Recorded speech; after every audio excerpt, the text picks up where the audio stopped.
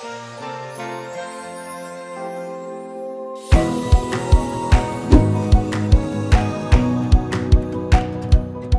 les problèmes de la presse sont quand même des gros problèmes de société. Ce sont des gros problèmes qui touchent les droits de l'homme, parce qu'on a vu dans le monde entier, la presse est attaquée, ça fait un problème au niveau des droits humains. Et nous on s'est dit, on pensait qu'on serait une sous-commission à part, à l'intérieur par exemple de la commission politique, et qui s'occuperait de la partie droits et libertés. Ça n'a pas été le cas, et je pense que c'est peut-être le modus vivendi qu'ils ont trouvé pour qu'on ait à la fois, en même temps qu'on parlerait du cadre, ce qui a été le cas, et également on parlera aussi des questions liées à la survie de la presse, dont les questions économiques aussi.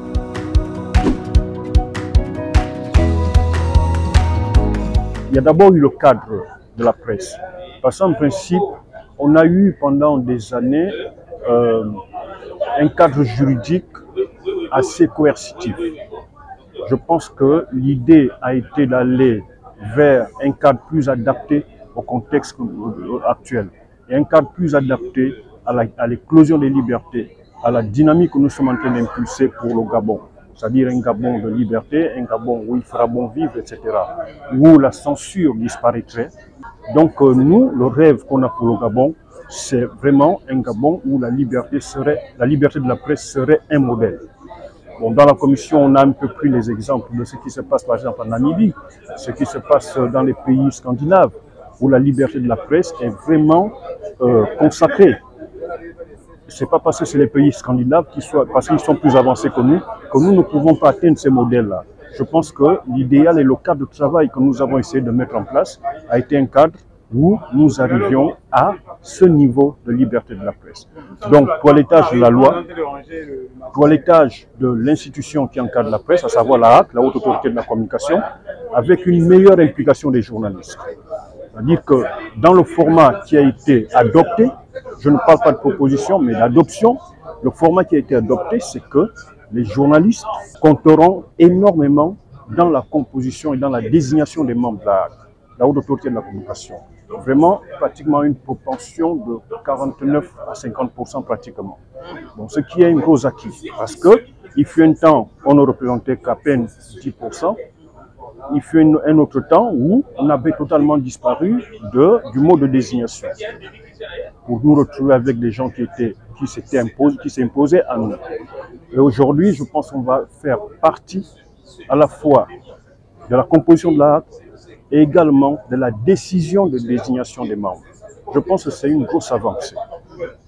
Bon, après, il y aura un membre désigné par le Parlement, 2 membres désignés par le Parlement, à raison de 1 par chambre, et également 3 par l'exécutif.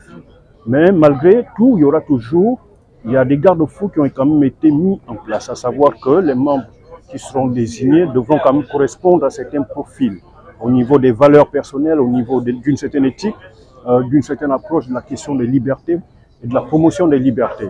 Donc on va là vers une rap totalement aseptisée de certaines scories qui en ont fait un instrument qu'on appelait l'État, qu'on désignait par le père Fouettard. Donc on sort de là et je pense que l'avenir nous promet de belles choses.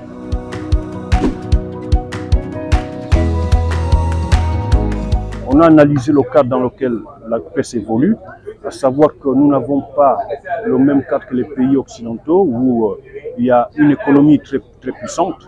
Nous sommes au Gabon et nous sommes entourés des compagnies qui sont en tendance monopolistique. Et donc, ce qui va se passer, c'est que nous avons proposé, non seulement au niveau de la subvention à la presse, qu'elle soit vraiment revue à la hausse et qu'on progresse vers un fonds consacré. Et disons, on va progresser vers plus de légifération de la subvention de la presse. On a proposé et on a adopté l'idée du fonds de la presse, du Fonds national de la presse.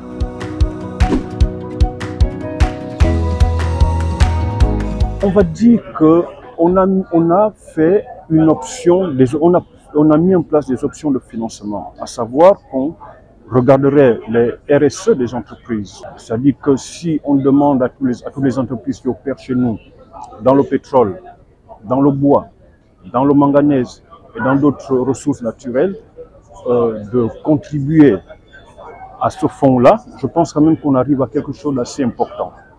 Et ça fera même en sorte que l'État disparaisse progressivement. Parce que l'idée est celle-là. Parce que si on veut une libéralisation totale, une indépendance des organes de presse, je pense qu'il faut davantage réduire la puissance de l'État dans les questions de financement.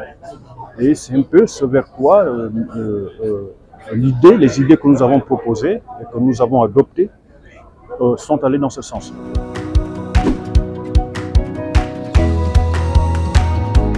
Oui, absolument. Vous savez, on demande une presse de qualité. Si on veut une presse de qualité, elle s'accompagne de formation. Bon, je sais qu'il y a des confrères qui pensent que l'idée de l'école de journalisme c'est un peu superflu par rapport au cadre du Gabon, parce qu'après, oui, il y a des problèmes d'employabilité tout de suite.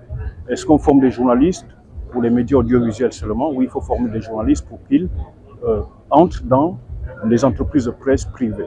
Je pense qu'il faut les deux. Alors, donc la question de la formation a été au cœur de nos discussions.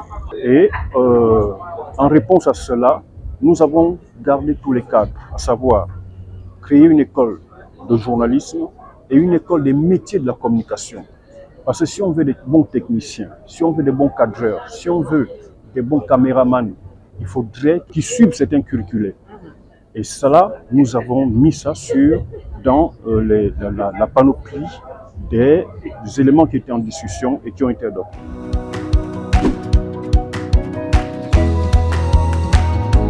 Je suis à peu près convaincu que nous allons vers une nouvelle ère au niveau de la presse. Mais il faudrait que nous continuions de mettre du nôtre, parce que c'est vrai, des éléments ont été adoptés dans une commission. Il faudrait que pas à pas, nous suivions l'applicabilité et la mise en œuvre de tous ces éléments-là. C'est vraiment, et ça demande que les journalistes comprennent le bien fondé de cela, parce qu'il s'agit de leur avenir, il s'agit de l'exercice de leur métier.